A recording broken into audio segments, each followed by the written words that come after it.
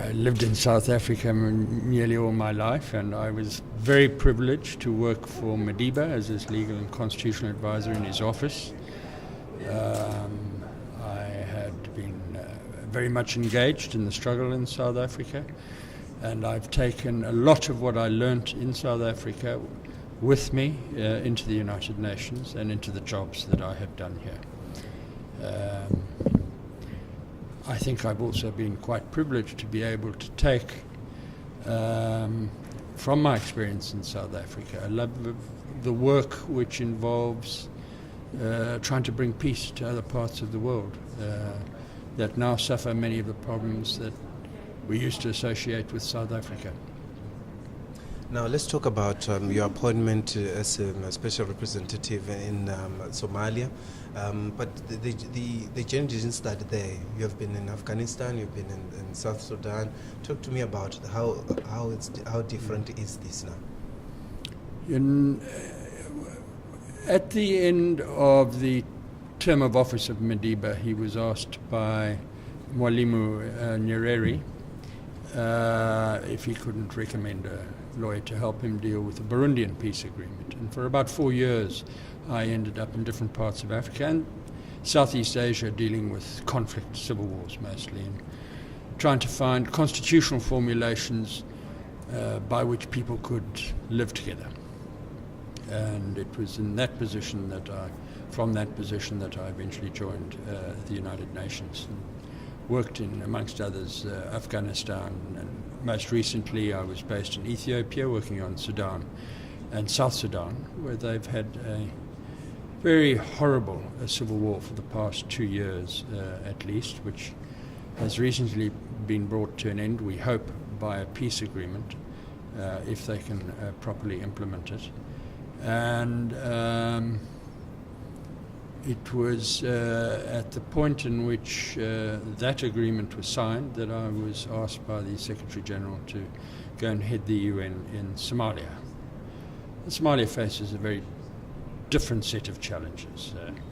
It's attempting to establish the presence of the state in a federal format and in a context where there are significant tensions between the federal states and the federal government, obvious tensions and conflict between Al-Shabaab and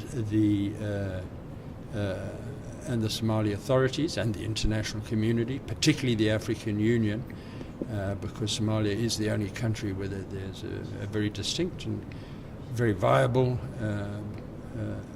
presence of the African Union in the form of AMISOM, the peacekeeping operation, the only peacekeeping operation conducted by the African Union, which is also supported by the United Nations logistically, and it remains a kind of a joint venture, if I can put it that way, and we need that project to be successful.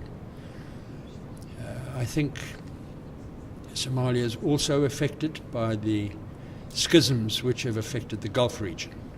So the fracture, the fault line between, as it were, between Riyadh and Abu Dhabi on the one hand and Qatar and to some extent Turkey on the other, has also impacted in the Horn of Africa region, and in particular in Somalia, where the tensions between Somalia and the UAE have been a cause of considerable dissatisfaction, at least on the part of both of them. Let's talk about funding. One of the major high-level meeting was looking at issues of peacekeeping, and I'm sure you were so much keenly looking at it as well. Issues of funding for peacekeeping mission. I know there's been challenges on that. What is the kind of conversation that's happening in that level? Well, I think on the one hand we must always accept that public funds go into peacekeeping, and we have a duty to make peacekeeping as effective and efficient as possible. But I think globally we spend far more on arms than we do on peace. And I think we need to keep in perspective that UN peacekeeping operations are considerably cheaper, for at least for those parts of the wealthy parts of the world which would otherwise have to engage with at the source with potential counter-terrorism threats, with threats of terrorism in a counter-terrorism effort, really get an effective service through using multilateral institutions in which the cost of peacekeeping is considerably reduced, and in which the broader world shares, at least in the human cost of conflict. So I would be anyway cautious about cutting back on peacekeeping,